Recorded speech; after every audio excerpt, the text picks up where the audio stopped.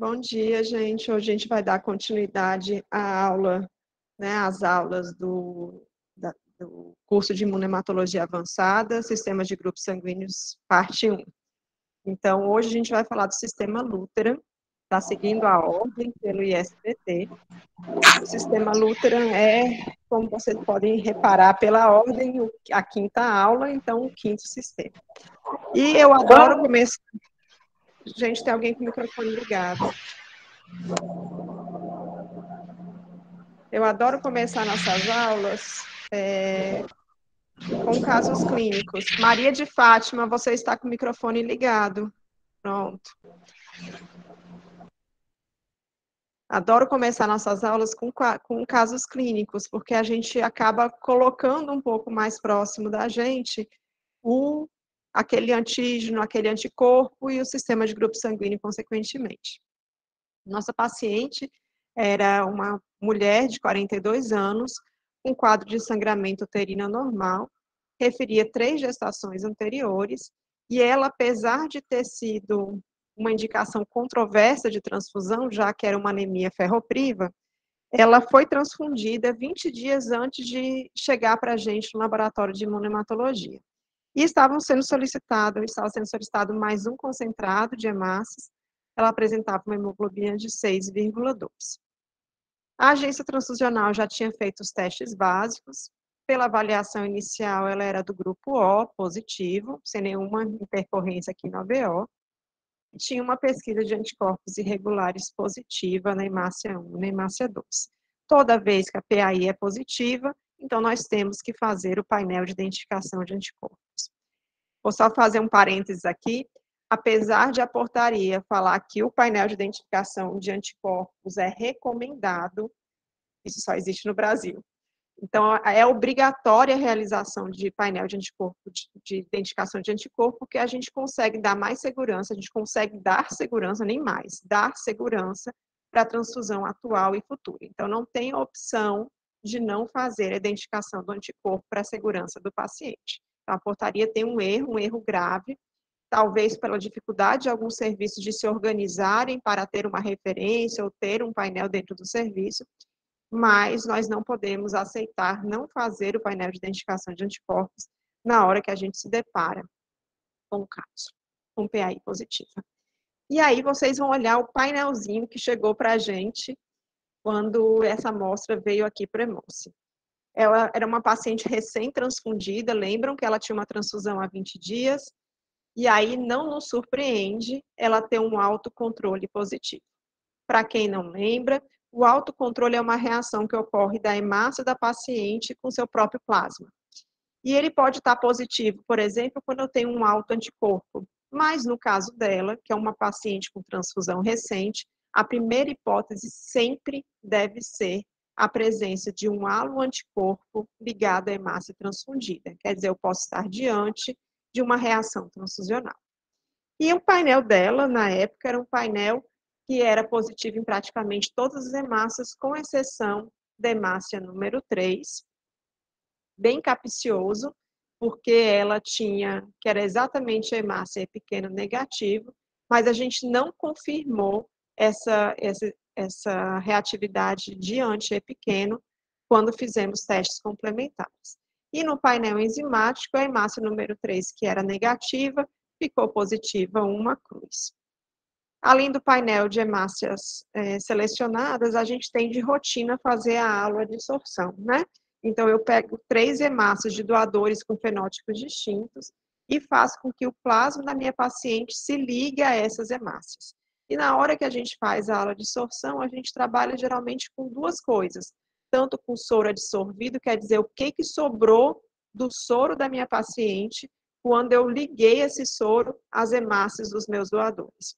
E aí o painel, os 3 painéis de soros adsorvidos, quer dizer, os painéis relacionados às 3 hemácias da haloadsorção, foram todos negativos, levando a possibilidade para a gente de um anticorpo contra antígeno de alta frequência.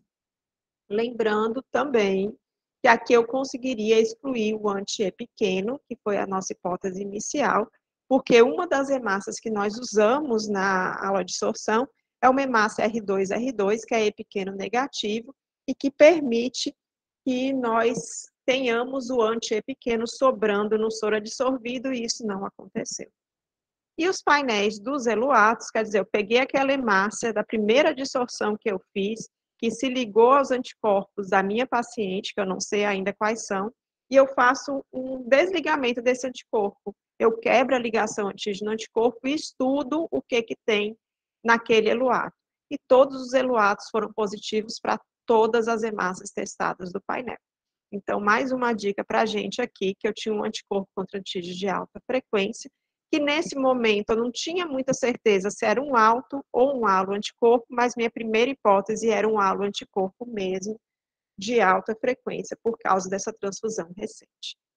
Então, foi concluído o painel como anticorpo não identificado e alto anticorpo. E não foi realizada a fenotipagem, que era uma rotina mais restrita na época, pela transfusão recente. Entramos em contato com o médico que solicitou a transfusão, foi visto que a paciente estava estável, realmente era um quadro de anemia ferropriva, foi feito ferro intravenoso e solicitado que essa paciente fosse encaminhada para um ginecologista para resolver o problema ginecológico dela que estava levando a esse sangramento uterino anormal. Só que 4 anos depois, nossa paciente voltou com uma hemoglobina de 5,3 e olha que surpresa, sem acompanhamento ginecológico e com um novo episódio de sangramento uterino anormal. E neste momento, os médicos pediram 2 concentrados de hemácia, porque acharam que ela precisava realmente ser transfundida, que estava com 5 gramas de hemoglobina, apesar da estabilidade, apesar do sangramento crônico. E mandaram para a gente também por conta de uma PAI positiva, e o que a gente viu aqui no Hemócio, na verdade, era um painel diferente. A primeira diferença era que o autocontrole era negativo, realmente levando a ter um pouquinho mais de certeza daquela nossa hipótese inicial, que aquele autocontrole do primeiro painel era um halo anticorpo ligado à hemácia transfundida. E, além disso, todas as hemácias agora são positivas, certo? Então, positivas em NIS, mantendo positividade em enzima, levando a possibilidade de anticorpo contra antígeno de alta frequência, e às vezes pode ser assim, uma associação de halo-anticorpos meio capciosos, que dão esse painel, que parecem para a gente uma coisa ruim, mas às vezes são anticorpos mais tranquilos. E claro que imunemato, para você fazer imunematologia, você tem que gostar de fazer ciência, né? Então, a gente começa a nossa ciência fazendo novamente a aula de absorção, já que eu tenho um painel todo positivo, eu tenho que ver o que tem de anticorpo ali, se tem uma associação de anticorpos, se eu tenho um halo anticorpo de alta frequência, mas se eu tenho outros por baixo. Então, a aula de absorção deu a mesma resposta daquela primeira aula de absorção que a gente tinha feito há 4 anos. Os painéis do soro adsorvidos todos negativos e os painéis dos eluatos todos positivos, mostrando para a gente que realmente era um único anticorpo que reagia com tudo. E vamos fazer um pouquinho mais de ciência. O que a gente queria fazer? Vamos tentar, enquanto a gente não tem a fenotipagem, brincar aqui no laboratório com as ferramentas que a gente tem, para nos ajudar a fazer o diagnóstico de que anticorpo é esse. E aí eu tinha um painel que reagia em NIS e AGH 2 cruzes, não reagia em tubo à temperatura ambiente. A gente já tinha visto que era um anticorpo resistente, um antígeno resistente à papaína, já que o painel enzimático era todo positivo. Tinha uma sensibilidade ao DTT, então fizemos DTT 200 milimolar, tratamos as hemácias e a gente viu a reatividade daquele anticorpo desaparecer. E aquelas 2 cruzes que eu via em NIS e AGH passaram a ter uma positividade fraca, weak, em células de cordão. E aí a gente tem que realmente começar a pensar em frente de que eu estou vendo, né? Eu estou na frente de qual anticorpo aqui? E a gente tem a tabelinha, eu acho que todo laboratório de imunematologia tem uma tabelinha pregada na parede, né? Para nos ajudar a fazer o diagnóstico diferencial dos anticorpos que a gente está vendo a partir do que a gente tem no laboratório. Como eu já tinha falado em uma aula anterior, nós no Hemócio, infelizmente, temos uma dificuldade enorme, até hoje não conseguimos comprar tripsina, quimotripsina e outras enzimas para tentar melhorar a nossa capacidade de interpretação de anticorpos. Mas nós tínhamos uma tabelinha já com duas ferramentas, a papaina, que é uma enzima, e o DTT, que é um reagente tiol, que eu tinha uma reatividade presente com papaina e ausente com DTT. Quando a gente bota na tabelinha com os dois, a gente já consegue reduzir a nossa possibilidade de especificidade de anticorpos para Cartwright, Kell, LW, Ciana, Lútera e Vel. E claro, se eu estou falando do Lútera, eu tenho que pensar que é hora de diagnóstico diferencial e que ele vai ser o ganhador, né? Então, o Lúteran realmente, o Lúteran B era negativo dessa nossa paciente e confirmamos a especificidade do anticorpo com hemácias Lúteran B negativas congeladas. Então, nós estamos diante de um anticorpo contra antígeno de alta frequência do sistema Lúteran, que é o sistema que a gente vai falar hoje. Um pouquinho, certo? O que aconteceu com a nossa paciente? Então, já sabíamos que era uma anemia ferropriva, começamos ferro intravenoso, ela melhorou da hemoglobina e ela foi submetida a uma esterectomia com reserva de concentrado de hemácia de doadores do registro cearense, que eram Lúteran B negativo. E aí a gente vai falar do nosso amigo sistema Lúteran. O sistema Lúteran é um sistema que não é tão simples, certo, gente? Ele tem uma quantidade enorme de antígenos que fazem parte desse sistema. E ele foi descrito inicialmente numa paciente lúpica, foi em 1945, e essa paciente tinha uma lista de anticorpos que foram identificados nela. Era um anti-Lúteran A, um anti-KPC, um anti-CW, um anti-C grande e um anti-N. Quando a gente vê essa listinha, a gente pensa o trabalho que esse laboratório teve para conseguir fazer o diagnóstico diferencial de todos esses anticorpos, né? E aí, mais ou menos 10 anos depois, identificaram o Lúteran B. Por que o sistema Lúteran é chamado dessa forma? Porque foi visto um doador, Lúteran A positivo, que o nome dele é diferente do nome do sistema, então eram 2 T's em vez do TH, que é o nome formal do sistema. Ele é o ISBT 005, que eu já falei no comecinho da aula, a gente vai seguir o número das aulas, vai ser o número de cada sistema. Então, aula 5, ISBT 005, sistema Lúteran. Lembrando que ISBT é a Sociedade Internacional de Transfusão Sanguínea, que serve para a gente como um padrão de nomenclatura para os antígenos eritrocitários e sistemas de grupos sanguíneos. O gene Lúteran, ele é codificado por um gene, né? Os antígenos Lúteran são codificados por um gene presente no braço longo do cromossomo 19, juntinho com os FUTs, FUT1, FUT2, FUT3, e aí a gente consegue ver a associação desses antígenos com a expressão assim, vou dizer, porque não é bem expressão da proteína codificada, porque o gene, na verdade, produz uma enzima carreadora, né, de carboidratos. Então, com a expressão dos carboidratos relacionados a esse gene. E aí eu vou ter um gene relativamente comprido, com 15 exons, que vai dar origem a 2 glicoproteínas, por um splice alternativo no exon 3, que é a glicoproteína Lúteran e a BCAM. A gente vai ver um pouquinho mais para frente a função dessas proteínas. Lembrando que essas proteínas do sistema Lúteran são relacionadas, são pertencentes à superfamília das imunoglobulinas, que normalmente tem papel de receptor e de molécula de adesão, e no caso das glicoproteínas Lúteran, tem um papel de adesão à laminina, que é importante em algumas doenças, que eu vou mostrar um pouquinho mais para frente.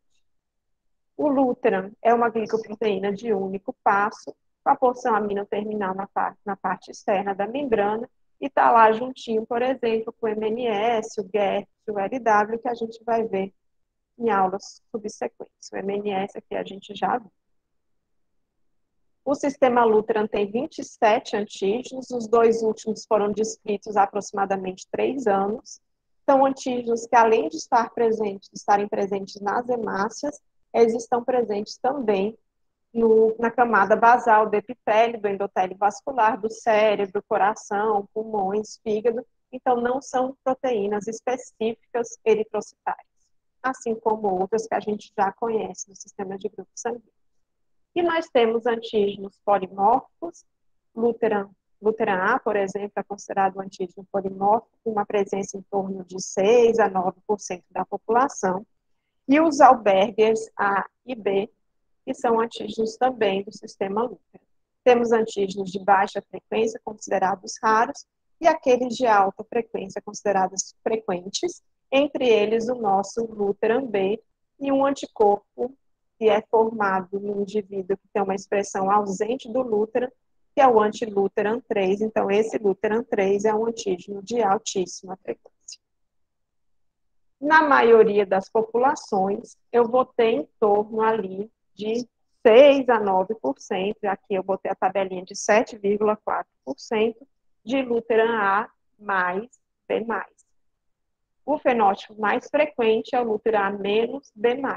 E esse sangue raro da nossa paciente, a gente vê mais ou menos em 0,2% das populações. O fenótipo Luteran A menos B menos é um fenótipo raro, que eu vou já mostrar para vocês as bases genéticas, mas eu queria mostrar um pouquinho antes a frequência desses indivíduos aqui no Ceará. Nós temos 17 doadores Luteran A menos B menos confirmados aqui no Ceará, e uma listinha maior de A confirmar, quer dizer, a gente só chama de confirmado quando eu tenho pelo menos 2 fenotipagens em 2 doações diferentes da mesma forma. Esses indivíduos provavelmente têm um fenótipo chamado INLU, que eu já mostro para vocês. A gente não tem biologia molecular ainda, a ProSangue se colocou à disposição para nos ajudar nessa investigação. E nós temos quase 30 doadores Luteran A mais B menos, e, na verdade, alguns deles foram convocados para essa nossa paciente como reserva para a cirurgia que ela foi submetida.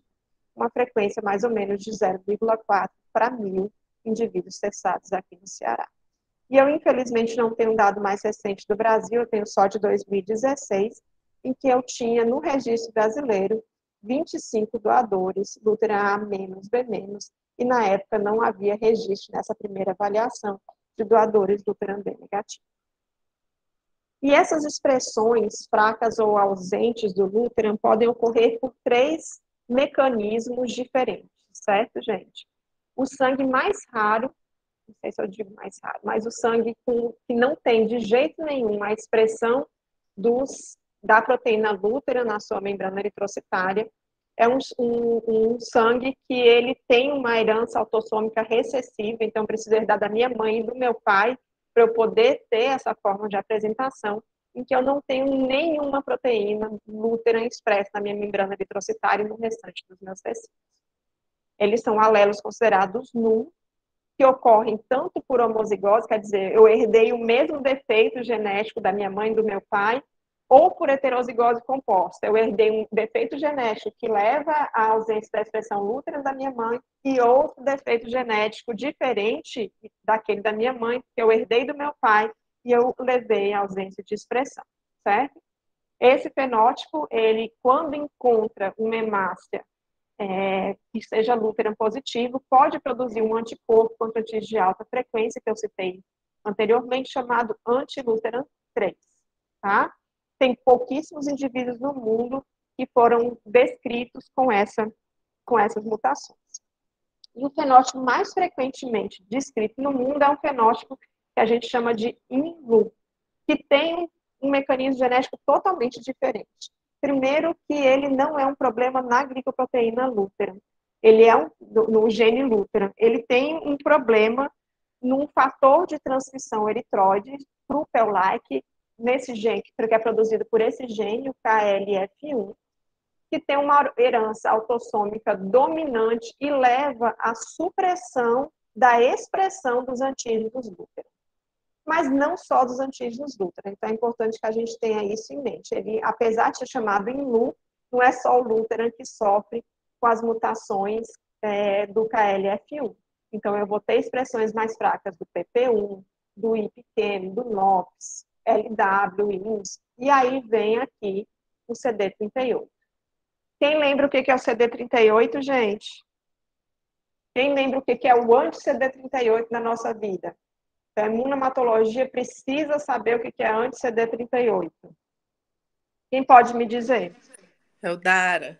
Muito bem. Quem foi que respondeu, que eu não consigo ver? Karen. Muito bem, Karen. É o daratumumab, né? Então, lembrando que os indivíduos com mieloma múltiplo que usam daratumumab vão ter seu painel todo positivo, porque o CD38, o anti-CD38 é o daratumumab, e o CD38 é um antígeno de alta frequência eritrocitária, certo? Então, o daratumumab interfere na minha pesquisa de anticorpos irregulares, interfere no meu painel de identificação de anticorpos, e eu vou ter as hemácias em LU como hemácias com expressões muito fracas do CD38, e elas podem nos ajudar na hora de estar trabalhando com um paciente com daratumumab a identificar algum anticorpo por trás, certo? Então, o INLU é um fenótipo importante nesse aspecto. E tem alguns trabalhos recentes mostrando, por exemplo, que esse fenótipo INLU está associado com algumas doenças hematológicas. A gente tem casos, por exemplo, de alterações genéticas levando à anemia, e também, mais recentemente, aumento de hemoglobina fetal em doadores que têm esse fenótipo imune, tá?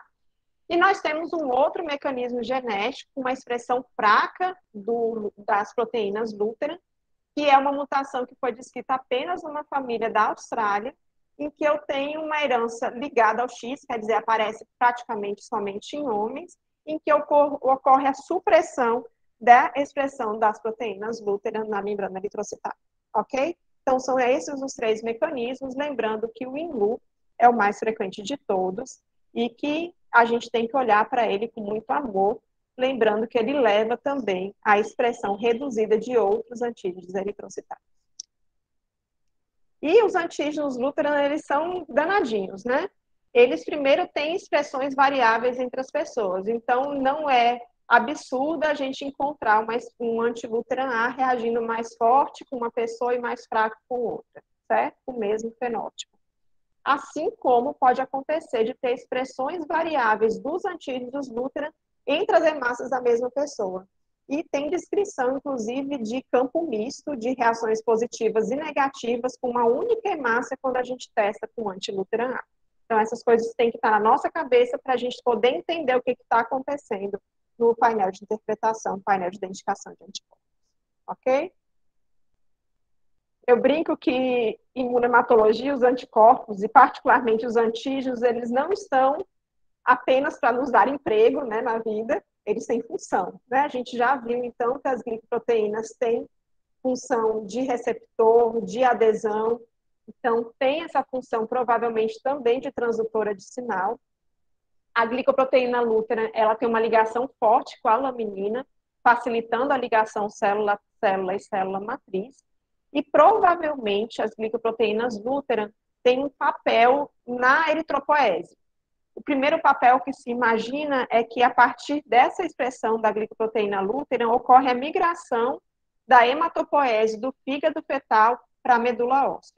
E a outra coisa é que, em um determinado momento da maturação dos eritroblastos, então o eritroblasto ortocromático passa a apresentar a glicoproteína Luteran na sua membrana eritrocitária, e é exatamente na saída, né, nos sinusóides da medula óssea, em que eu tenho a adesão desses eritroblastos que estão quase prontos para virarem reticulócitos e hemácias e saírem para a circulação. Então, parece ter uma ação dessas glicoproteínas nessa maturação e nessa migração das células eritrófitas. Existem associações com doença, então a gente sabe que em algumas células neoplásicas de diversos tipos de neoplasia ocorre aumento do BCAM, então parece que esse aumento é uma das associações da neoplasia com trombose. Na doença falciforme, particularmente no perfil SS, né, anemia falciforme, é percebido que ocorre uma maior adesão das hemácias ao endotélio, levando a vasoclusão pela expressão maior dessas glicoproteínas na membrana eritrocitária do falciforme. e tem trabalhos mostrando que ocorre uma alteração, uma fosforilação da glicoproteína lútea nos indivíduos com polissemia vera, também facilitando a adesão eritrocitária e risco de trombose, e existe uma relação muito próxima em relação a isso e a expressão gênica do JAK2 mutado. Lembrando que, às vezes, um indivíduo em LU pode ter a acantocitose percebida no esfregaço do sangue periférico. Isso não acontece em 100%, mas é uma dica para a gente que aquele indivíduo é em LU, além da expressão fraca de outros antígenos. Apesar de ser antígenos muito interessantes, que às vezes da nossa vida, por exemplo, daquela nossa paciente, eles são anticorpos que geralmente têm importância clínica limitada. O que a gente tem de mais importante na literatura são de reações transfusionais ausentes a moderadas relacionadas a esses anticorpos e geralmente tardias, né? Então, existem pouquíssimos casos relatados de reações mais graves por anticorpos antilútero. E, em relação à doença hemolítica do feto do recém-nascido, se tiver doença hemolítica do feto recém-nascido, vai ser uma doença leve, levando necessidade no máximo de fototerapia, principalmente porque existe glicoproteína lútea na placenta, que acaba absorvendo os anticorpos antilútera e impedindo que esses anticorpos passem a barreira placentária e levem a hemólise mais grave do feto e do recém-nascido. Então, são anticorpos que não são raros de a gente encontrar na prática clínica, particularmente o antilúteran A, mas que dificilmente vão ter uma importância clínica muito importante. Uma importância clínica muito importante é horrível, né? Mas uma importância clínica exagerada, porque não levam nem a reações transfusionais graves e nem a doença hemolítica do feto recém-nascido. Mas é claro que nós queremos sempre respeitar esses anticorpos, porque nem todo anticorpo lê o livro, né? Então, eu posso ter anticorpos, sim, levando a reações transfusionais mais graves. O antilúteran A pode ser de ocorrência natural, então a maior parte deles é IgM, não é IgG, mas eu também tenho descrição de antilúteran IgG, que reage só à antiglobulina humana, e também IgA. E o antilúteran B, ele é um anticorpo IgG, particularmente IgG1, então se é IgG1 a gente já fica com um pouquinho mais de preocupação, apesar de a gente ver que não tem muita descrição de reação hemolítica grave, é um anticorpo que potencialmente pode levar a isso. E como é uma IgG, reage na fase da antiglobulina humana, quer dizer, eu vou pegar na minha cartelinha, né, que eu tenho uma antiglobulina humana lá, meu sorinho de Cumbres, ou quando eu levo a minha reação até no tubo, até a fase de antiglobulina, deixando a 37 graus, para conseguir identificar anticorpos IgG. E aí eu queria só deixar aqui aberto para a gente estar discutindo um pouquinho. Eu fiz minha residência em Ribeirão, né? Acabei ficando lá um tempo. E em Ribeirão Preto a gente não tinha anticorpos antilúteran à disposição para fenotipagem dos pacientes e para fenotipagem de doadores. Uma das coisas que eu mais me surpreendi quando eu cheguei aqui no Ceará foi ter esses anticorpos à disposição. Então, o Hemossi, ele tem um cuidado de estar levando alguns projetos muito futurísticos, vamos dizer desse jeito, mas não é bem esse termo, mas alguns projetos que não são necessários naquele momento, mas que a gente vê um futuro para eles muito a sério. Então, o Hemossi, desde 2013, final de 2013, tem um programa de busca de doadores raros. E nesse programa, um dos anticorpos que foi definido a ser usado na triagem de doadores foi o antilúteran B. Por isso que nós temos um cardápio enorme aí de doadores, né? Lúteran A-, B-, Lúteran A+, B+. Esses doadores, eles são procurados ativamente. E nós temos, provavelmente, dentro do Brasil, o maior registro de doadores Lúteran B negativo. E isso foi uma decisão institucional, né, de alguns anos, quase fazendo uma década já, em que a gente entende a importância de ter um registro de sangue raro. E realmente, para essa paciente, o nosso registro foi importante, né? A gente conseguiu dar segurança localmente para essa paciente, para ela poder fazer seu procedimento cirúrgico com mais tranquilidade da equipe médica e, claro, dos hemoterapeutas que estavam dando suporte às decisões transfusionais ou não dela. Eu queria saber quem que pode falar se dentro do serviço de vocês têm na rotina a utilização dos soros anti-Lútera A e Lútera B.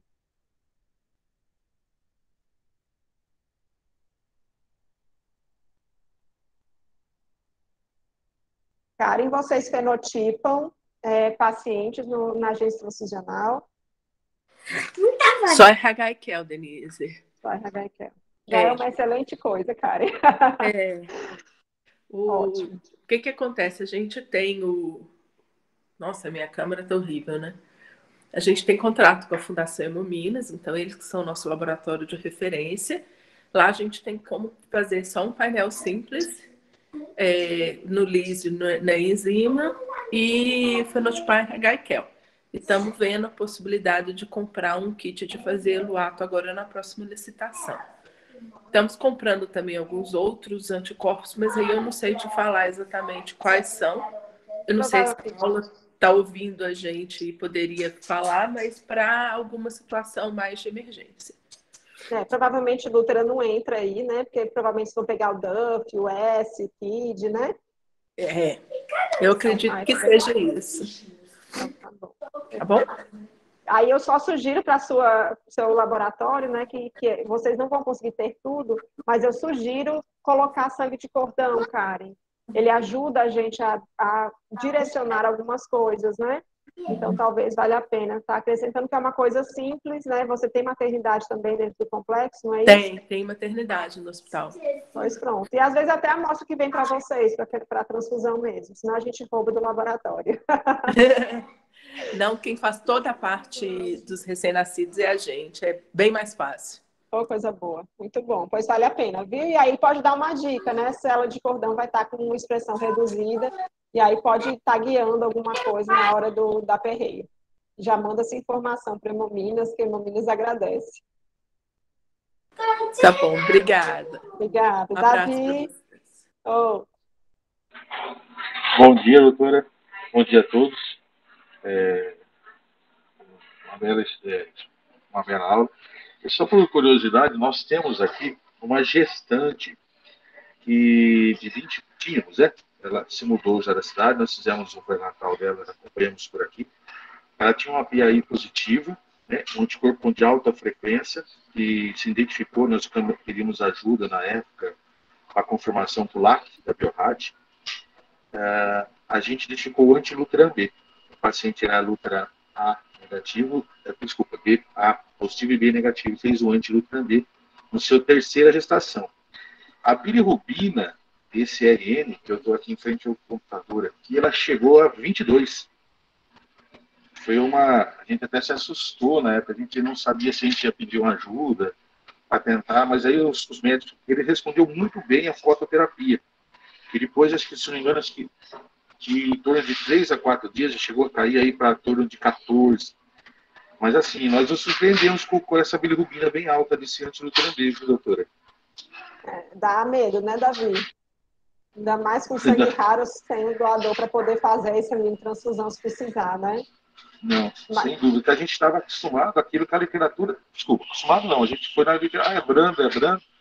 Mas aí a gente teve que levar para o médico, o médico hematologista, reavaliar junto com o pessoal da UTI NEL, porque a gente não esperava. Eu realmente não esperava uma bilirrubina tão alta assim para o Lutran B, né? Porque na literatura, aquilo que eles nos falam, geralmente é muito branda a questão da doença hemolítica. Ele não desenvolveu doença hemolítica, mas a resposta foi bem alta, a bilirrubina, né? Foi uma gestante.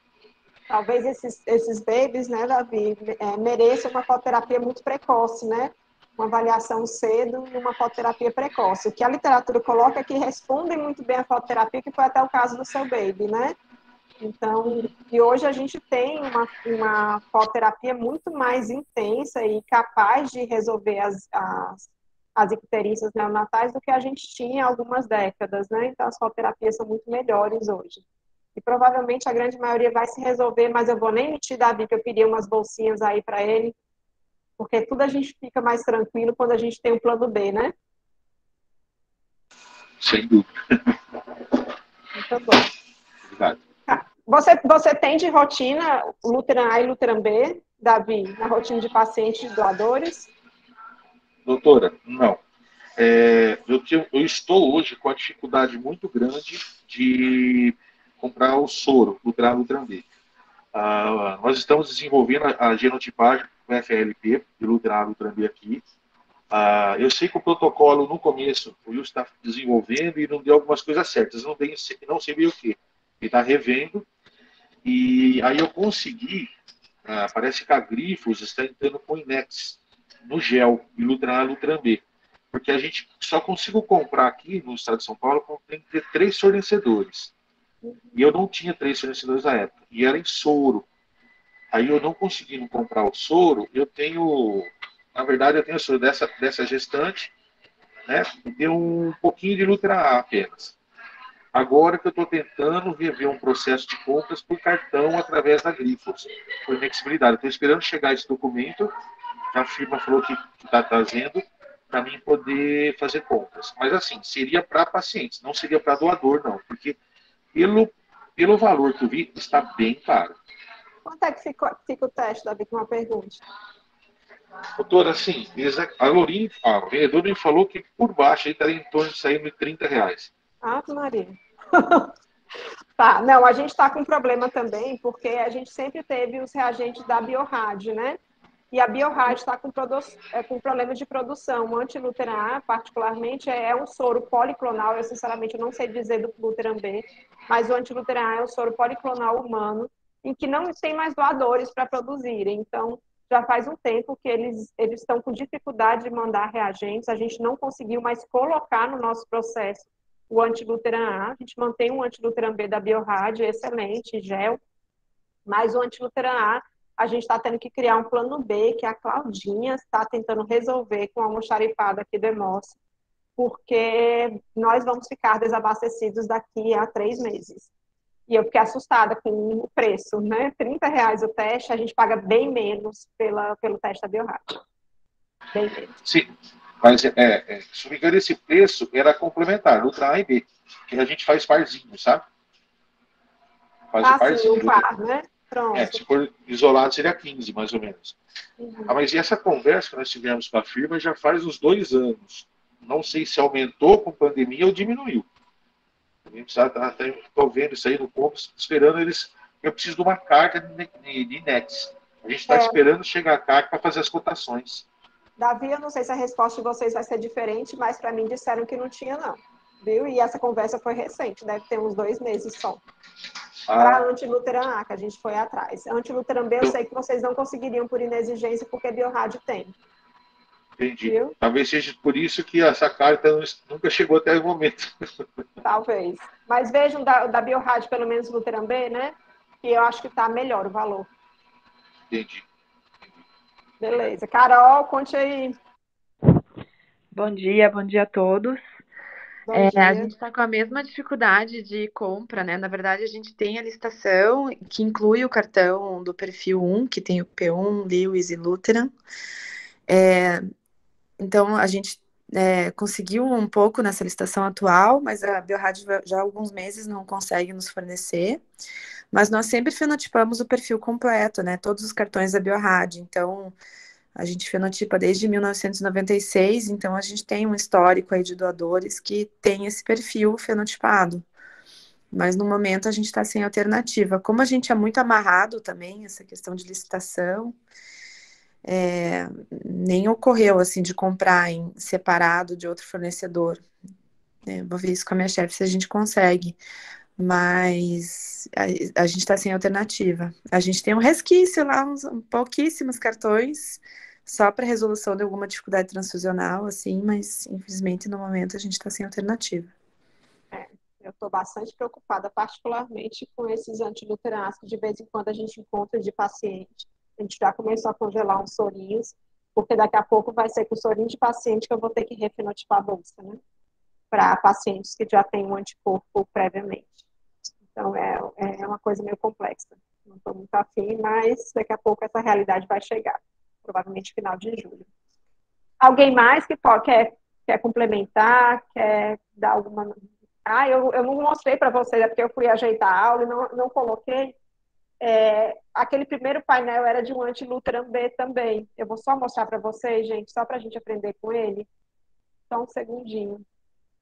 Aí vocês veem aqui o que a gente comeu bola na época, tá?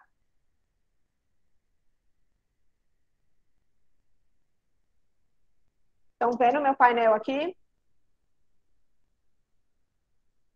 Olha essa hemácia número 3. Vocês estão vendo que ela que ficou negativa é a única hemácia que é a Lutheran A positiva no painel.